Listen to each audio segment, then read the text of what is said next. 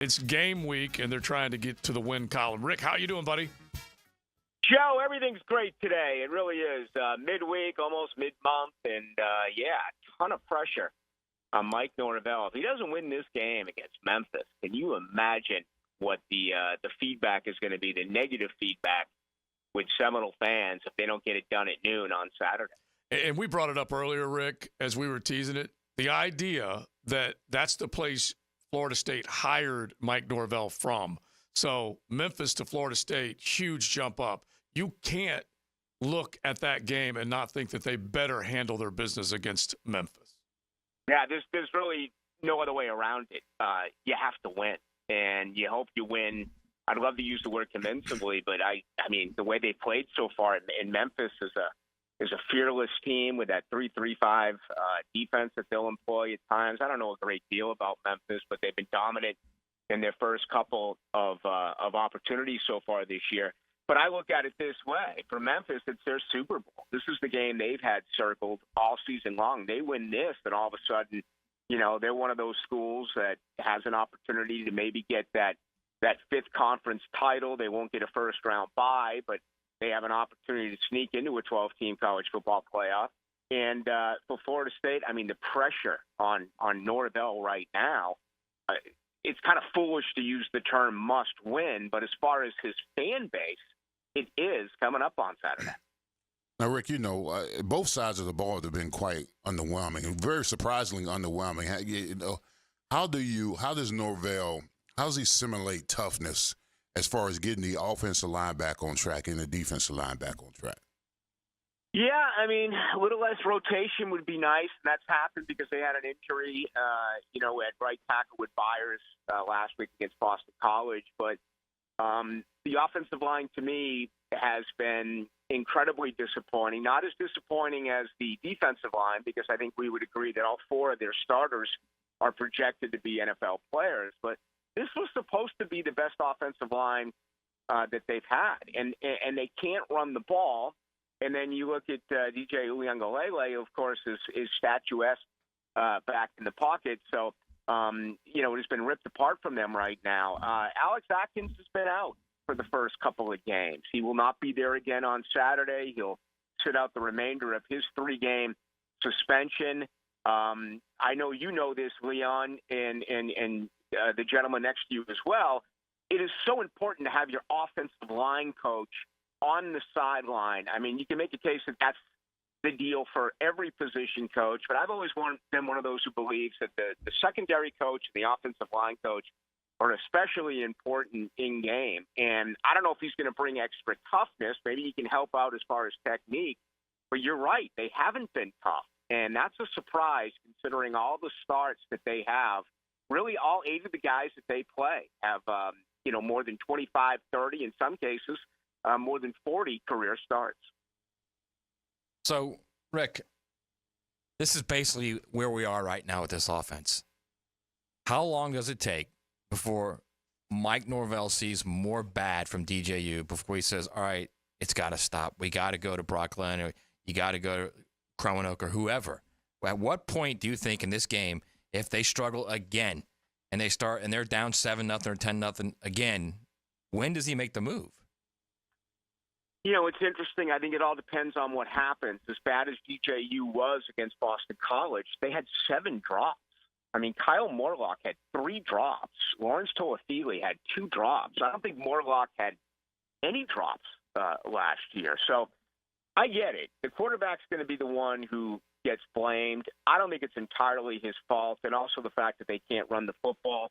But I think you're going to have to at some point. Right now, Mike Norvell is thinking DJ Uiagalelei is the best chance to win this game. If you were to talk to fans, they'd say Brock Glenn. I happen to be a guy who believes that Luke Kromenhoek is going to be their only hope right now. He, I think, is going to be the best quarterback out of the 3. But I'm sure this is something that Norvell has had long conversations with his staff about and DJU with. There doesn't appear to be any leadership. I mean, when you see him on the sideline, it almost looks like it's a job for DJU, and that he's under a lot of pressure. And I know he got paid from the NIL, but it doesn't seem like he's enjoying himself. He doesn't show a lot of emotion either way. The quick hook, I would be really surprised by that, Matt. I would. I don't think it's going to happen, only because I believe that Mike Norvell thinks DJU is still the best chance for this football team to win a game. He's their quarterback. We're talking with Rick Ballou at Ballou1010XL on social. Into the night, 6 o'clock on the Superstation coming up later on. The big throws that he makes, you're like, wow. And then you're like, more of that if you're a Seminole fan. And then you see doubt creep into his eye. His body language just completely changes. It's strange watching him, Rick. It's like he's doubting himself, just like lacking confidence or something.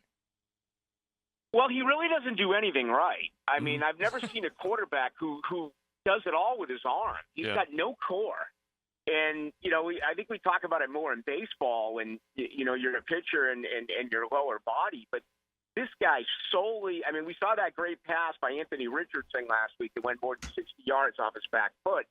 You watch DJU, he does not put his lower body into his throwing motion at all. And he had 40 career starts when he got to Tallahassee. I got to sit here and think, why did Mike Norvell miss out on this? And I think a part of it that really needs to be discussed a little bit is how they miss Kenny Dillingham. The incredible improvement of Jordan Travis, a lot of that, especially early in his career, because Dillingham's been gone for a couple of seasons now, obviously at Arizona State, as a head coach, he really worked hard. And Jordan Travis's improvement, Mike Norvell is going to get all the credit for that, and he deserves credit. But Dillingham was a big part of that. And mechanically right now for DJU, he doesn't do it the way that you are supposed to.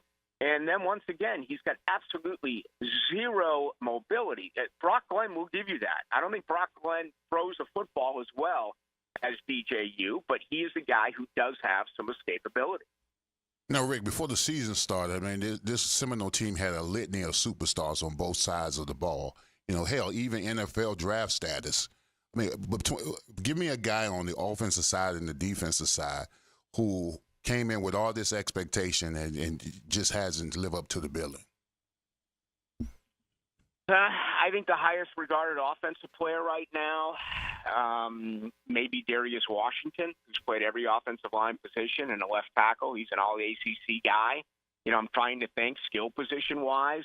I'll give you, we wondered about these backs. Toa Feely's the guy that you put him anywhere on the football field, and whether he's a tailback or he's in the slot. And remember what he did on that opening drive against Georgia Tech. That was the best drive that Florida State has had this year. And Toa Feely was certainly involved. I don't know if any of these wide receivers are NFL-bound wide receivers. I haven't seen enough yet out of Benson to have a firm opinion there. Certainly the three redshirt senior wide receivers that Florida State has had there for 5 years. I don't think any one of them would be labeled as an NFL prospect.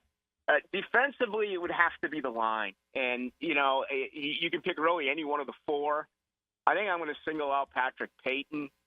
His body language looks awful. It also appears that he can't be in there as a guy against the run. He almost looks like a unique Ngakoue where, he's a one-down or two-down defensive end that is going to play only in obvious pass rush situations. He cannot set the edge. I mean, the guy has like one or two tackles in 2 games, and he's just looked horrible against the run. So, yeah, that would be my biggest disappointment so far. Patrick Payton, you look at him and his length. I mean, he's got the NFL written all over it, but it has not been a good start for him. Rick, how do they get to, and is it as simple as when they needed that touchdown drive against Georgia Tech, they spread it out, they threw the ball, he looked good. I mean, are we at the point now where we're going to be like, all right, let's start there, okay, and then build around that? You would hope so, but they didn't start that way against BC. Right. And BC ran it 52 times. BC just ran it down their throat, and they don't make any adjustments They stayed in that 4-2-5. I mean, BC wasn't passing. Put in an extra defensive lineman. Put in a third linebacker, even though it's by far the worst linebacking core I've ever seen at Florida State. I know it's so easy to throw out words like ever, but that's the truth. I have never seen such a poor linebacking core as to what Randy Shannon's group has right now over at Florida State. So maybe that's the reason why. But keeping two safeties back is a problem. And, you know, the end result of that is that they're getting absolutely destroyed as far as the time of possession. But, Matt, they got to try something. I mean, you go back to that first drive against Georgia Tech. Again, we've said it now twice. It was the best drive of the season. And then their defense gave up a touchdown immediately. But look what Florida State did the second time they came out on offense. They rotated in 3 offensive linemen after that impressive drive, and they went to 5 overall tailbacks. Not wide receivers, but tailbacks. 5 different tailbacks in the first quarter. And, you know, it's almost like Mike Norvell was thinking, let's keep mama, let's keep daddy happy, and, you know, forget about everything else. You don't do that at this level. So that bit them immediately, and they're still licking their wounds after that. Hey guys, Taylor Dahl here. Thanks so much for checking out 1010XL Seminoles page. If you're looking for more college football content, you can head over to the Gators page, or if you want some professional football content, check out our 1010XL Jaguars page.